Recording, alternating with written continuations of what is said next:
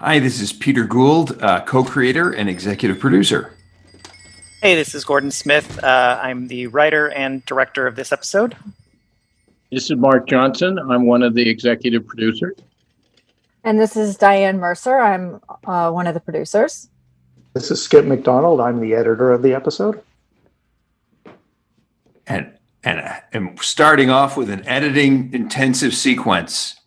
Help you find something? Yes, this was a big one. This was a lot of footage here for me to go through, and Gordon sure shot a lot of great pieces for this, and it was a lot of fun to put it together. We did it multiple ways, more linear than we did jump cuts, and we tried just moving things around and ended up paring it down a bit, but I think it works really great, and I like the way that we jumped around in the shop here too. Thank God for you, Skip, because we had to shoot this. This is a shop that exists like this in Belen, New Mexico, which is a little bit south of Albuquerque. And the only way it really looks pretty much like this in real life, and the only way we could shoot it was by moving piece by piece through the store, which meant shooting very much out of sequence, hoping that we were covering the pieces that we needed, and just praying that Skip could kind of make something out of it once we had done it. Give yourself some credit, Gordon. You got some really great pieces here, and it went together very well.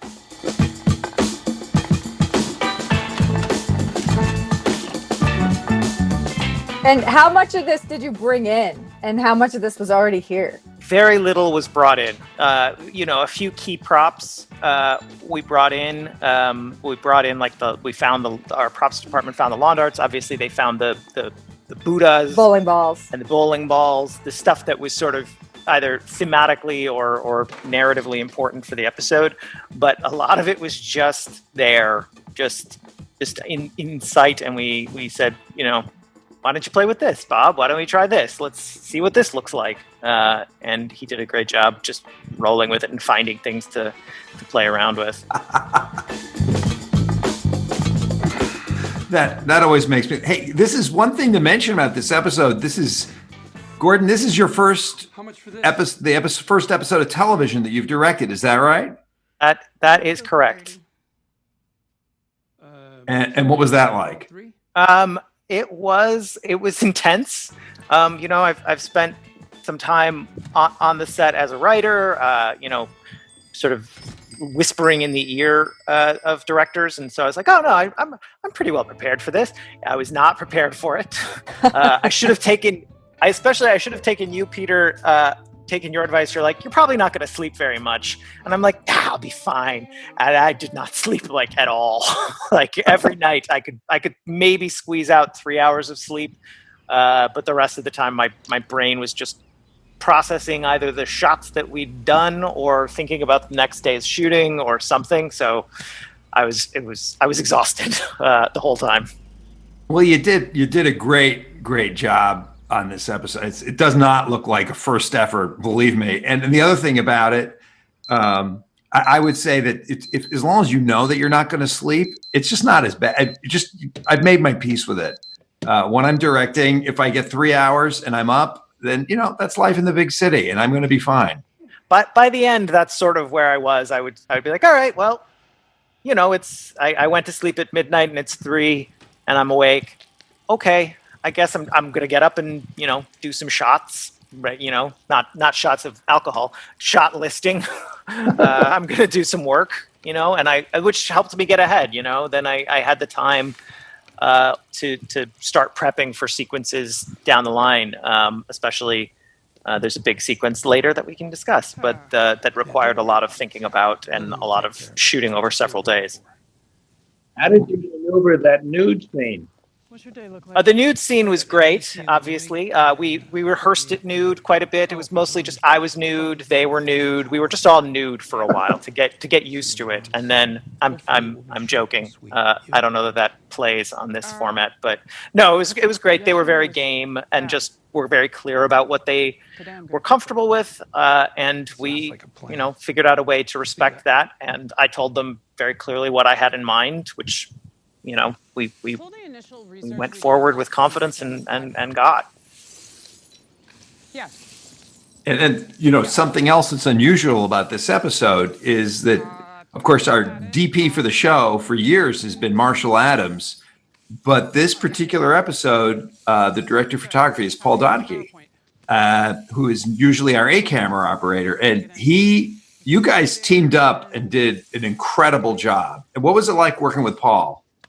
Paul is fantastic. He's a laconic Englishman, Liverpudlian.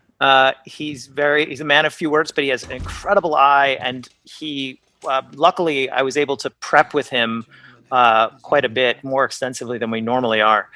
So we could talk about what I had in mind and what I was thinking, and he could give his couple of words and of input, and it was always great. And it was always, what if you did it over here? What if you moved a little bit over here? And I'd be like, oh, great! If you moved over here, then you could lose this shot, or you could lose this setup, and we could get an interesting shot out of it.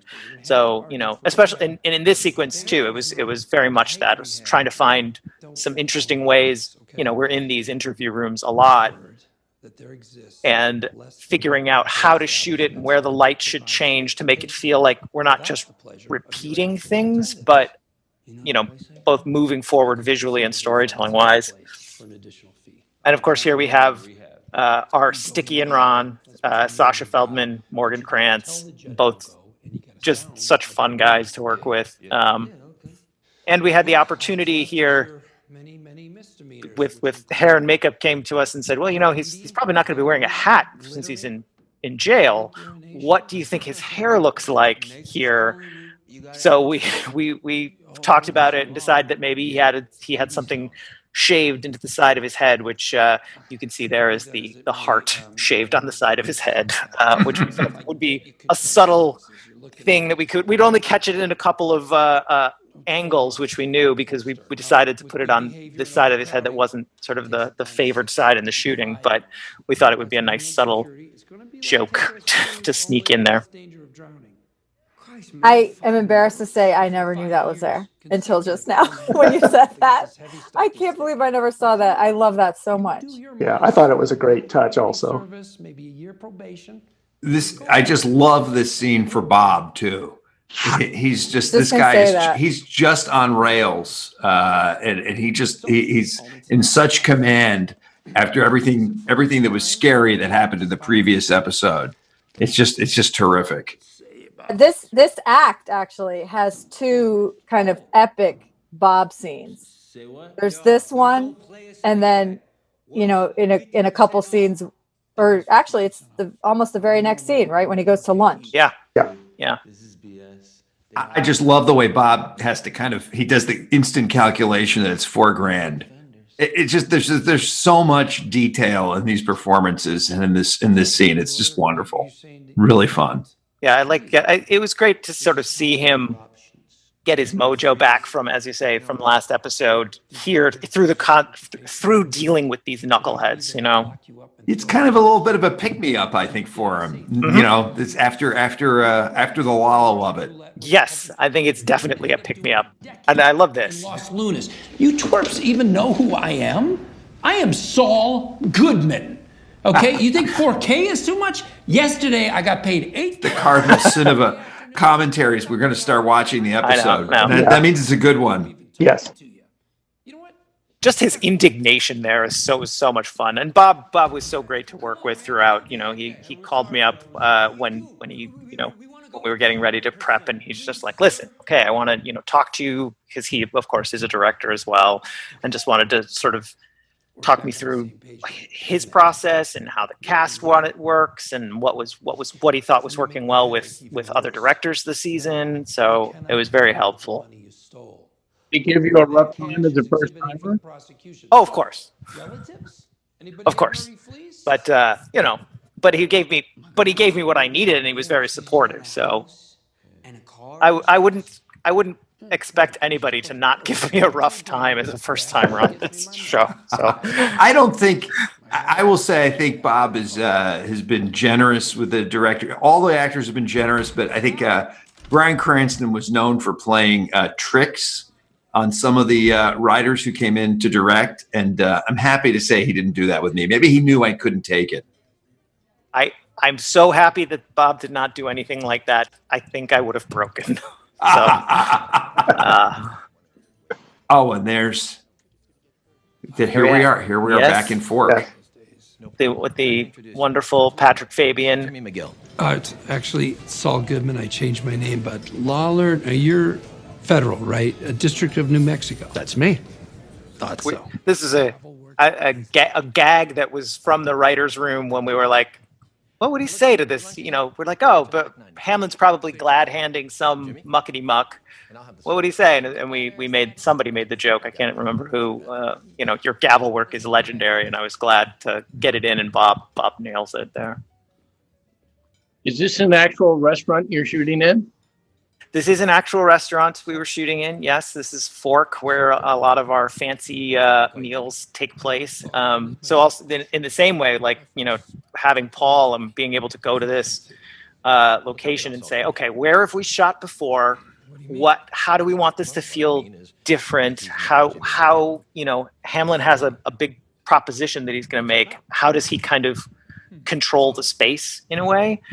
So we wanted to get them off to one side, but we thought about shooting in. There's some booths, but that Paul pointed out that we'd end up basically shooting the scene looking into a bar. So although it was a sort of natural place for the scene, it wouldn't have looked very good. So we had to find a spot and kind of move some things around to make this feel right. You can't quite tell it, which I'm glad, but the weather outside goes through this huge sweep because it was it rained at one point and it was sunny at one point, and we had to kind of manage all of that as we were shooting into those windows. You wouldn't know it. I understand why you changed your name. Again, I think that's some of Skip's magic, keeping us from looking like we're all over the place. Your name is a part of that. Nice touch to have him eating bread and buttering it overly. I've been thinking about this. Yeah, Bob has mastered the art of screen eating, which is he could teach a class in this. One of the things that's fun about Fork is actually in the Hyatt Hotel downtown in Albuquerque, and they've been great. They've been great for us. I got to say though, one of the things I'm always happy when Patrick has a big scene, because he is just he's such a wonderful actor. He's wonderful to have on the set, and he just he's always a little bit surprising to me. He brings kind of an earnestness to this character that the further we go on, the less earnest Jimmy gets. And I just love how you guys do these little beats where Jimmy's almost choking. It's really funny. He did great, and Patrick is so wonderful too, because these are long. It's cut here, obviously, but he just does the scene. Both of them just end up doing the scene over and over for these long. There's a lot of conversation here, and Patrick will give you something good and different every time. That's well within the sort of strike zone of what you're looking for, but just subtle changes, And at one point when we were doing his coverage, his close-ups, I felt like he knocked it out of the park in the first take, and I was like, okay, well, we have it, but I really want him to do another one. So just could you just do that? Do something? I had literally no direction for him. I just said, I want to do another one because you did that so well and I want more. And he gave another one that was so different and so great. And I think we used a bunch of that take in some of these changes, especially in this is the shot that I'm thinking of. Yeah. And they nailed their takes every time, even though they did it over and over, and how long the scene was too. They were great. Yeah, this is such an example of like how it's outwardly a very simple scene. It's just two people sitting talking at a table, and the coverage is very simple, but the performances are so magnetic, and then the way that you guys framed the shots and cut it, it is a long scene, but it blows right by because it's so entertaining.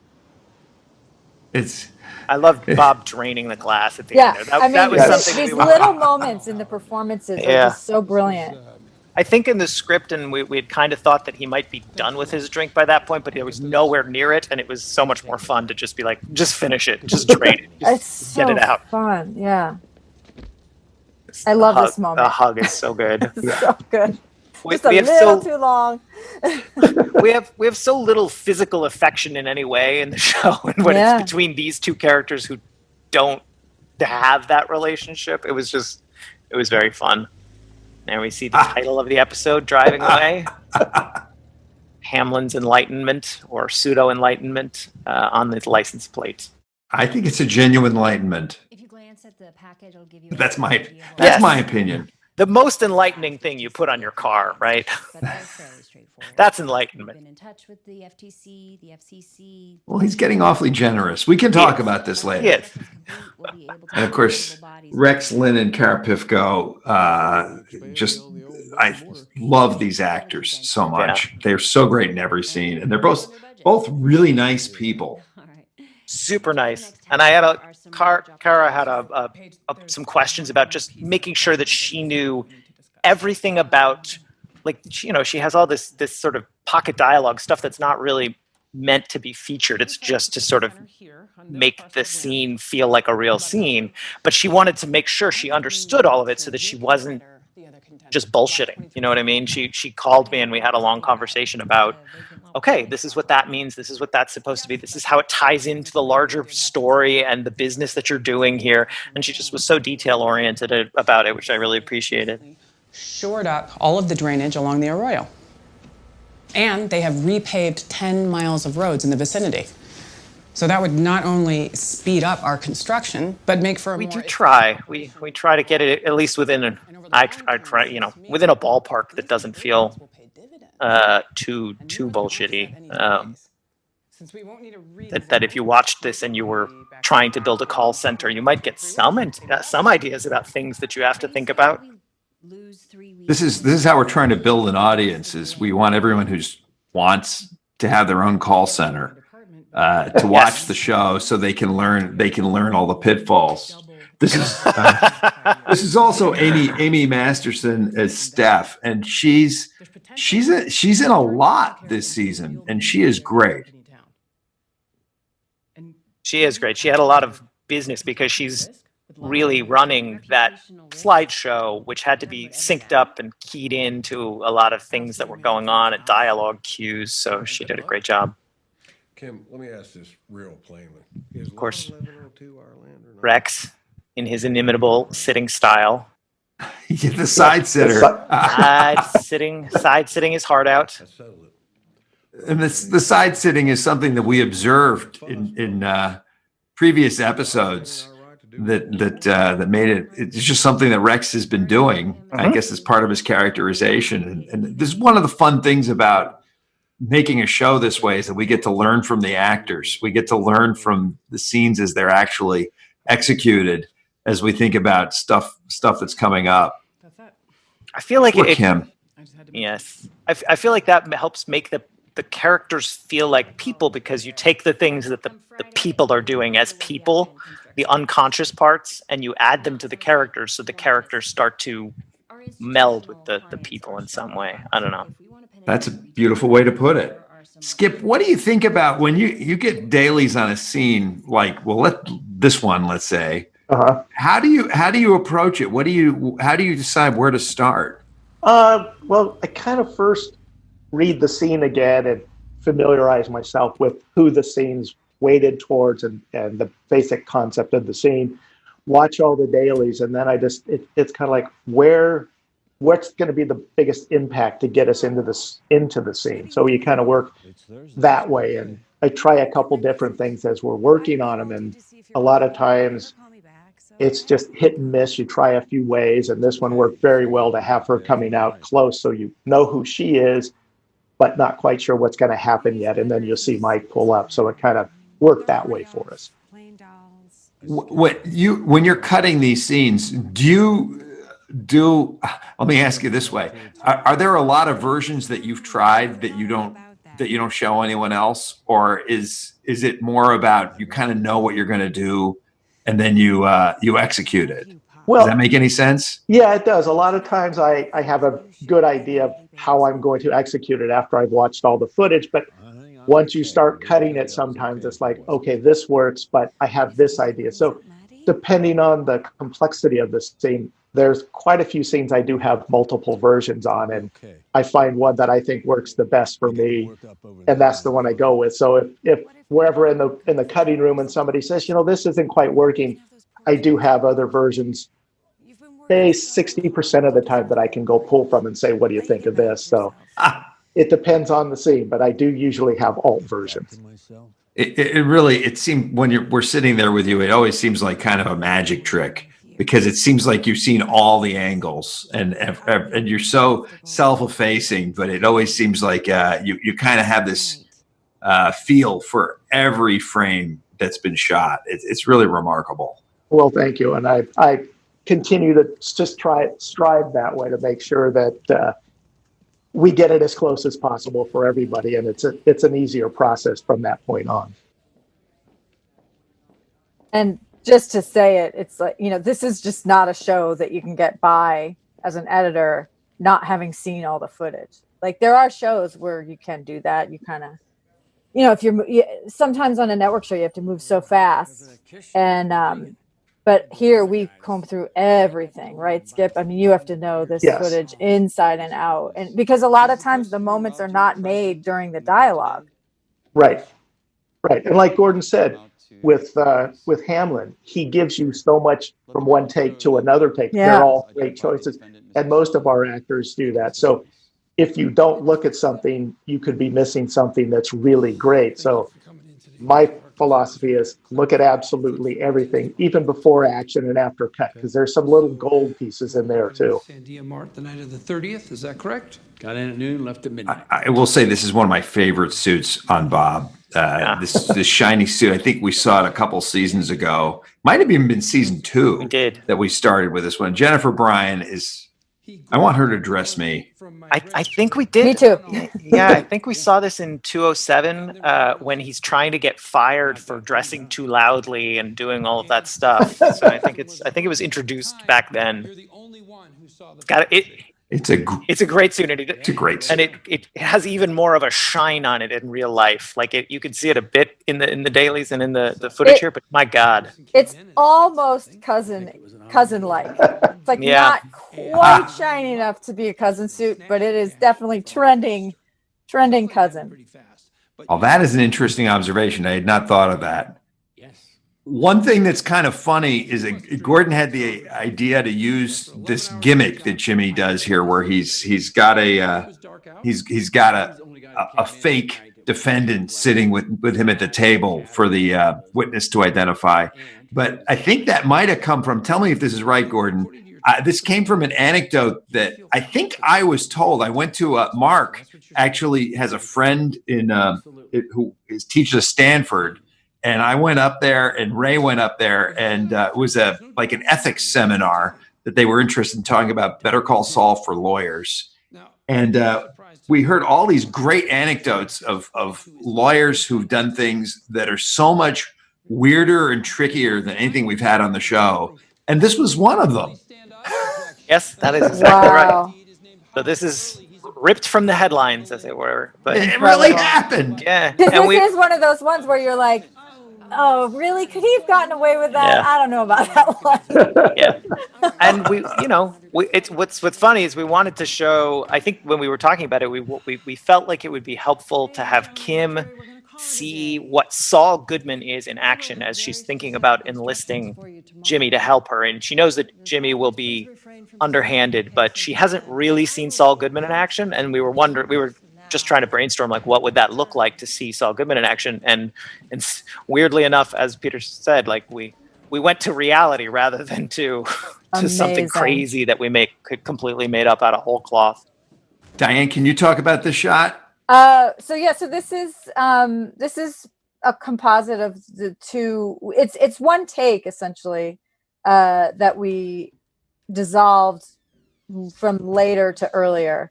But we had to rotoscope Kim over the way it was shot. We had to kind of budget a little bit, and we kept a lot of her from a different part of the take, because unfortunately in the middle of it she kind of repositioned herself, so we had to keep her head in the same place.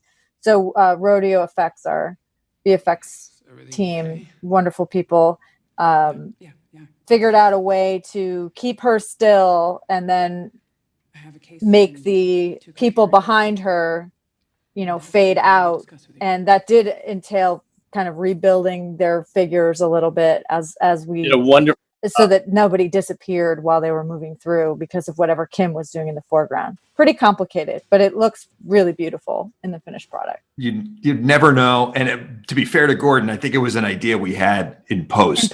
Exactly. To do it exactly this way. It was not.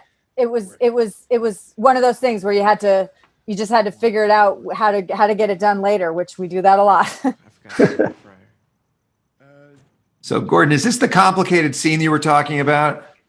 This is heading into the complicated scene. Yes, this is here we have our wonderful Lyle Harrison Thomas, who is our second in command at the legitimate Los Pollos, and he did a great job here. Unfortunately, he told me when we were shooting, he'd been in a few months before, he'd been in a car accident. So he was his back was very stiff, but he was very game for all of the physical stuff that he had to do coming up. And this was also another point where we thought, what does it look like for Gus Fring to get mad or be anxious? What is the anxiety of Gus Fring look like? Because the man is so interior and I think I see maybe kind of tightly wound. So we felt like he's the kind of person who would kick a puppy in a certain way, and Lyle is the puppy. Poor Lyle. He's usually such a good boss. Yeah, it kind of tells you that he is under a lot of stress that he starts taking things out on Lyle. It's such a small thing not to do a close-up of the actual French fryer. Just to have we know what it looks like, and we know that it's spot clean. That's true. Yeah. Dean Norris. Oh my God. What was working with Dean like? Both Dean and Steven, it was like they were just putting on a well-worn pair of shoes that were super comfortable for both of them. So they needed very little adjustments. It was more like, all right, let's do it again. Okay, maybe we need a little bit more, air on the action or something like that. But they were great. And we were shooting almost everything they did at 4 a.m. on these sequences, because we were shooting this in May of 2019. And so we didn't have a lot of nighttime. We had a lot of daylight, but not a lot of nighttime. So we had to shoot this whole sequence over a course of, I think it was three nights that we had to get it done. So this shot is in a different location than the wide shot that we just saw, because we just couldn't get all of their material shot in the same places. We had to find ways to make the desert and the darkness do some work for us. But yeah, they were fantastic, both of them. They just at one point there's a shot there's a montage sequence coming up where our camera was lining up on Dean, and the cameraman was started to go, that's not quite right. And he starts walking up to Dean to tell him, and Dean just knew what he needed and said, do you need me to move over here? And he nailed his spot he had no idea, he hadn't seen the shot. He had no idea. He just knew from having done so much work exactly what the problem was from it, or what they were going to need, anticipated it. And he was dead on. It was exactly the shot that we used. I love this little scene of these two guys just hanging out together. I personally always find this kind of shooting the shit scene, it's one of the most difficult things to write for me personally. And so I loved how you captured these two characters, and who we've got such a long history with. They're just great. You can go home, Lyle. Oh my God. Look at that clean fryer. Yes. It's so clean. Couldn't be cleaner. we just know And- that's that's Gus Fring standard. Yeah. Sorry. And that is a fryer we brought in, I believe. Absolutely. Yes. To Twisters. So when you go to Twisters on the Better Call Saul tour, Yeah. you may not see that particular fryer there because we wanted one that was, I'm sure Twisters is pretty clean, but we wanted one that was pristine. Yeah. Real used fryers just don't, no matter how clean they are don't look clean. They're not going to look the same kind of spotlessness that we felt like Gus Fring would want. Here's our guy. Another Dave Porter tour de force here. Exactly. This music really is So great. changes up the scene. It's interesting because we tried, Skip, am I right? Didn't we try a couple of different existing pieces of music over this, or didn't you and Gordon do that? Yeah, Gordon had pulled in a couple of different music pieces to try in here, but I think ultimately we knew it was going to be Dave, we felt. Yeah. We just needed it. We needed something. The sequence always felt like it was crying out for music, so it was just going to be a matter of finding something that you could at least. I felt that I had difficulty even seeing what the sequence was supposed to look like without music on it. So yeah, it was just something to help us propel the scene along is what it needed, because it does go on for a while and there's a lot of pieces and a lot of things happening. It's an interesting problem because you have you're intercutting two totally different situations, and without the music, it doesn't feel like one scene. Right. It feels like you're going back and forth. Feels like, okay, we started a new scene here, and then it just felt weird. Yeah. Then Dave's music really knits it all together. Which it was always the intention for all of these pieces to be in a sequence like this. It wasn't, we knew that we wanted to be trying this. We also knew it would be very difficult, but from the point that we broke it forward, we were hoping that the cross-cutting would make it feel like we understood that the reason Lyle is suffering is because of the stuff that's happening out here on the bridge. Targets in flight. All units. Yeah, we decided to give you a real easy episode for your first outing directing. Car chase, and everything else. Oh my God, you just nailed it, man. You really did. Thank you. This was also, we had very little time to shoot this stuff because, again, the night. But it, surprisingly enough, driving a car through a culvert in the middle of the night is not as easy as you might think. Required some legwork, including some prep in case there were flash floods. As that's a thing that could happen in the desert. So, well, it looked pretty easy the way you shot it, and it came together great. Thank you. And this coming up right here, not here. The next shot of Dean is the shot that I was talking about, where he nailed it without any cue. It was just placement of that gun and exactly making his eyes in line with the camera. That's so cool. Federal agents, come on out. It's masterfully cut. Really, also in addition to everything else, it's just. Yeah, this was kind of tough to make sure we got the timing of everything right, of them pulling in and the Bronco or the Blazer pulling in and getting them out of the car and chasing them and stuff. So we spent some time there, but I think it came out really great. Yeah, because over and top of everything else, this is one of those things. It's like we had to pick coverage, so it's shot fragmented as well. So like we couldn't. It would have been easier in some places where it would have been, we have the whole action from beginning to end. But unfortunately, I had to give Skip a bunch of things that were like, okay, that shot ends there, and that shot ends there, and it doesn't. There's no overlap. So if you wanted to go further, we didn't have the time to keep shooting and get all of those pieces in. So, now, how did you find this particular little piece of culvert here? This is a build. This is the work of the great Mark Freeborn. We saw something that looked like this, abandoned or just rusting away out in the desert. It was nowhere near our actual location. And we said, okay, well, can we move it? Can we put it over here? Can we build it in? And so they built it into the side of this spot that we already knew would be available to us to shoot. And he did an incredible job just making it feel like it's a real thing. It's probably 10 feet deep. So when they go in, they don't have that far to go. They don't get to spelunk as far as you imagine. No. And this is our David Lau did a great job for us too. Just a lot of physical work climbing up and down those culverts, which he did himself. $700,000 and some change. Damn. And I'm sorry to say, this is the last scene between these two for the season.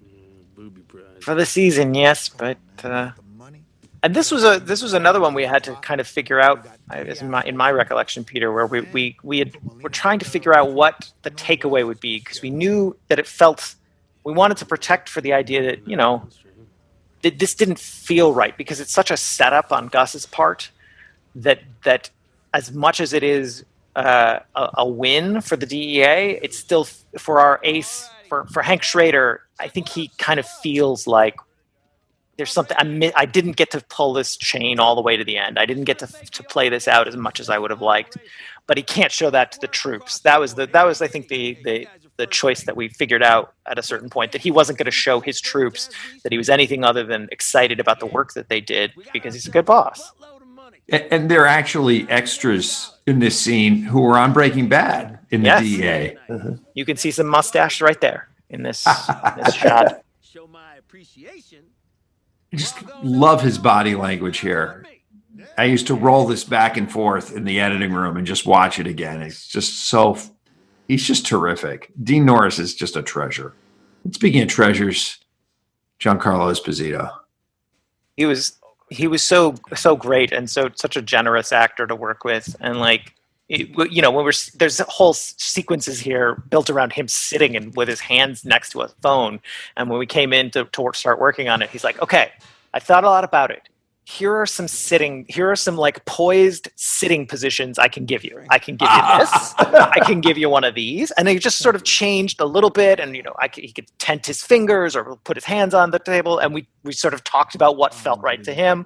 But he thought so much about it. And there were, very small and very subtle positions. But he'd done that work, so we didn't have to think about it on the day. Now, poor sweaty Lyle. I know, he finally lets him off the hook. Yeah. It is, you do have to remind yourself sometimes watching the show that this Gus is not the Gus of Breaking Bad season 3 or season 4. Mm. This is still Gus becoming Gus. Mm-hmm. Mm-hmm. And I think we can all agree this is just like working for Vince Gilligan.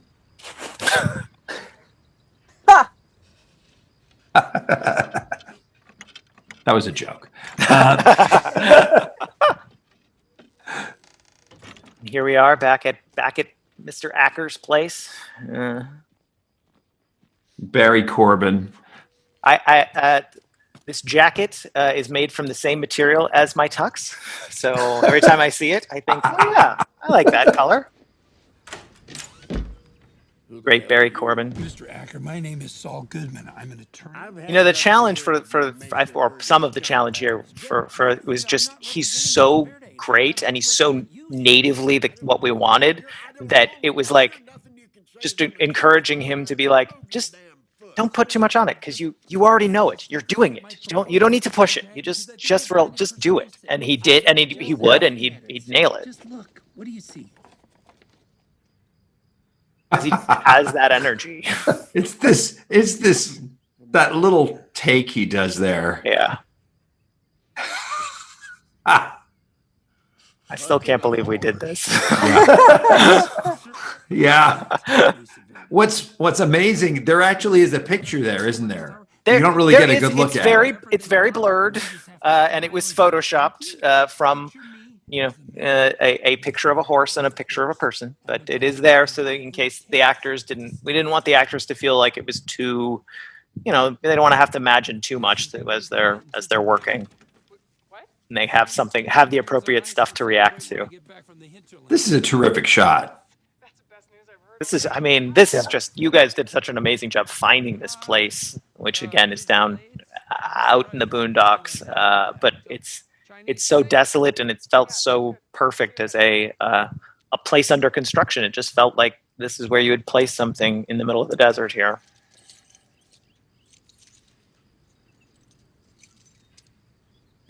And he's got this special watch. You actually have to push a button to get the time on it.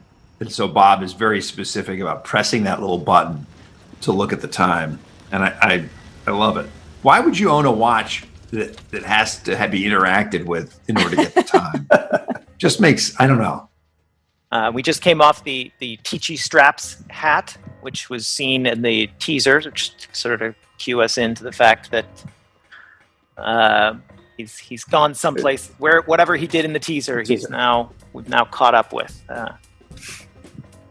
And also a TT strap, for those that are interested, is the steel cabling that holds the rotor onto a helicopter.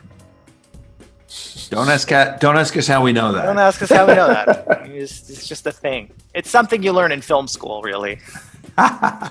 This is also you're using an affix twin. Oh, yes, we are. Piece here. Great. This is Thomas G's suggestion. And Jason Newman did an incredible job cutting it to fit at the sort of movements of the scene. I'm very excited. I'm a big Aphex Twin fan from the way back. So, yeah, this is such a kind of strange, off-kilter choice. And what's cool about how we do the music on the show too is that, like, most shows would start with this music and cut the picture to it. And that's what's so fascinating to me, Skip, about the way you and Chris cut, is it is very musical without there being any music. And it has a rhythm to it so that when we give it to Jason, he can actually somehow make this music fit. And we didn't have to slide any picture at all. This is all making the music fit with what you cut, which is extraordinary. Yeah, and plus Jason's extraordinary at getting it to fit perfectly too. And he amazes me how he gets it done and so quickly too. Yeah. And this was a lot of work for our SFX team to launch these bowling balls. We had to figure out how to do it. They literally launched a bowling ball out of a cannon, out of a pneumatic cannon in the middle of the night to get it to smash that window. And weirdly, the Jaguar is very well made because it did not dent. Yes, it didn't dent the hood. We actually had to dent that hood with visual effects later because the Jaguar's very well made. Yeah, and that's two bowling balls that we hit in the same spot, and it still was barely made a dent in that. Here we are. I didn't know you guys used a cannon to shoot them. I thought somebody was just throwing them in the air. No, we were to try and make sure that it was real. You gotta have a cannon. Yeah, a cannon's great. Might be tough on the elbows. Yeah. I don't know. Here are the same toughs that Mike ran into in the last episode.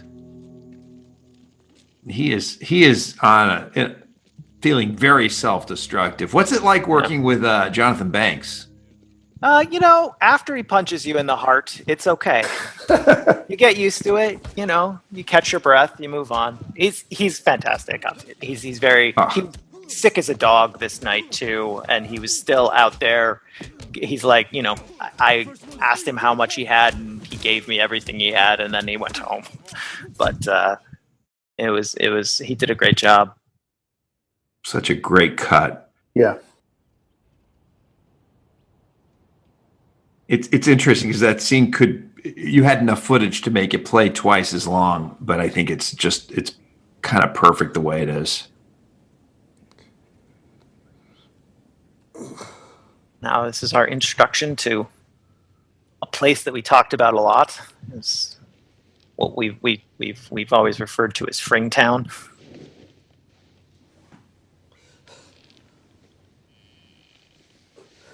Yeah, you can hear, you hear a few chickens, not many, and it's just, this is, and it's just beautifully shot.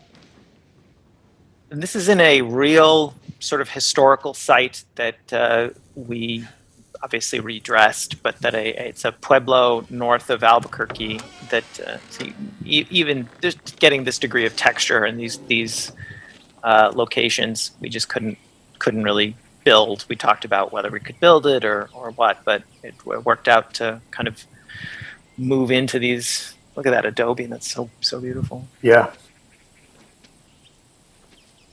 And of course, this is all makeup on Jonathan Banks, and it's incredible. Yeah, Sherry is amazing. And here's a VFX shot. Yes. It is. So the Partially. foreground is real, and then the background is a little matte painting that we did to make sure that it looked like a village. It was very important that it be a village and not a compound. And I love the sheep that are milling around in the one corner. Yeah, It's a that's great- all a real. great touch. Yeah. Yes. Yeah. So Gordon, what about directing? Did you like it? You know, I will steal a line that I think you and Vince and Tom have said, which is, I like having had done it. Doing it in the moment, it was really, really brutal. But I do, you know, I did. I'm glad to have done it. Well, you did. Yes. Great Gordon. job. Yes. Thank you. Fantastic.